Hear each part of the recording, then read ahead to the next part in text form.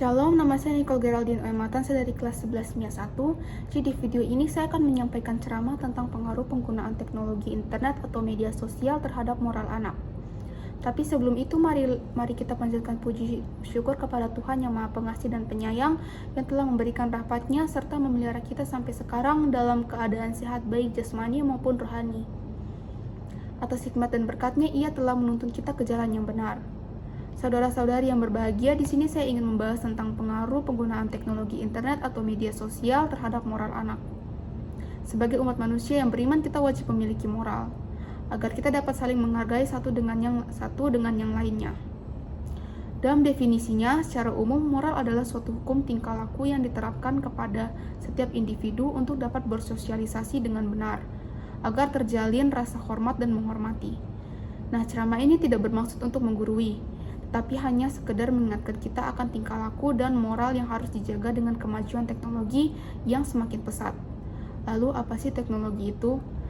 Generasi Z sangatlah mahir dalam menggunakan teknologi berbasis internet.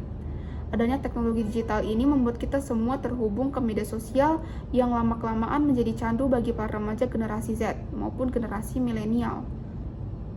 Kecanduan ini membuat mereka betah berlama-lama membuka sosial media melalui smartphone atau tablet. Media sosial yang sering digunakan remaja saat ini antara lain adalah Instagram, Facebook, Twitter, Line, dan lain-lain. Media sosial adalah sebuah media online yang dapat menghubungkan para penggunanya untuk berinteraksi, berbagi informasi, dan menciptakan konten. Karena itulah muncul istilah konten kreator atau orang yang membuat konten di media sosial baik dalam bentuk video, foto, atau tulisan. Media sosial memiliki pengaruh yang besar dalam kehidupan seseorang, karena platform ini mampu menghadirkan interaksi-interaksi antar dua orang yang terpisah jarak sangat jauh sekalipun.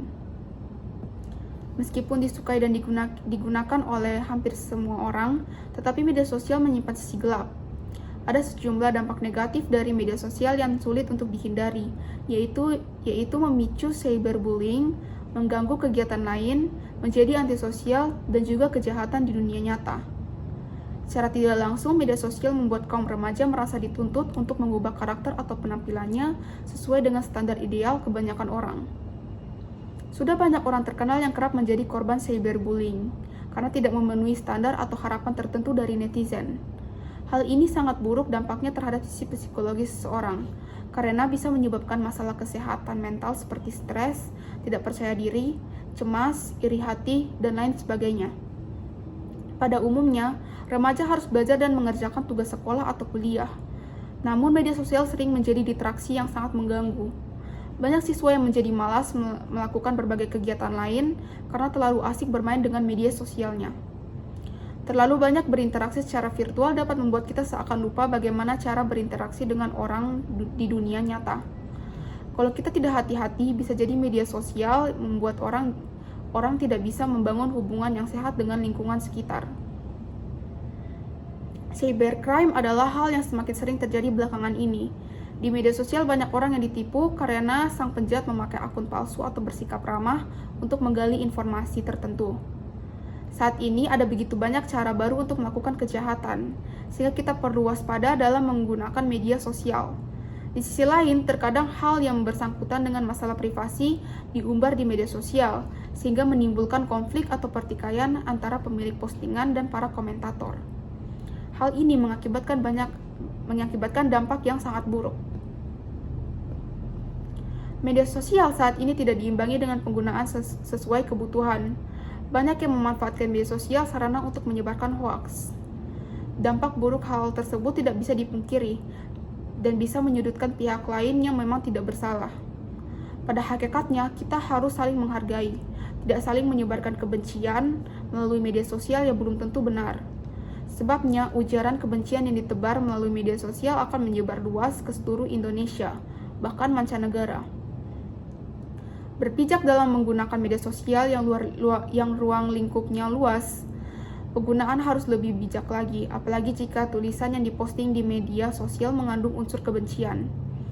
Jadi, alangkah baiknya sebelum para remaja terdampak oleh bahaya internet, para orang tua harus bersiap selalu mengawasi dan juga membimbing dan juga membimbing dan memperhatikan anak-anak dalam penggunaannya. Berikut ini ada beberapa pendapat untuk mengatasi kecanduan penggunaan teknologi, internet, atau media sosial, yaitu offline sejenak dari media sosial, buat batasan yang tegas untuk penggunaan media sosial, cari kegiatan yang lebih bermanfaat, dan juga gunakan secara bijak. Alihkan penggunaan media sosial dengan memperbanyak sosialisasi di kehidupan nyata, seperti dengan keluarga atau teman yang mendukung atau peduli denganmu. Dengan demikian, kita dapat mengontrol penggunaan media sosial dengan menggunakan alarm atau stopwatch.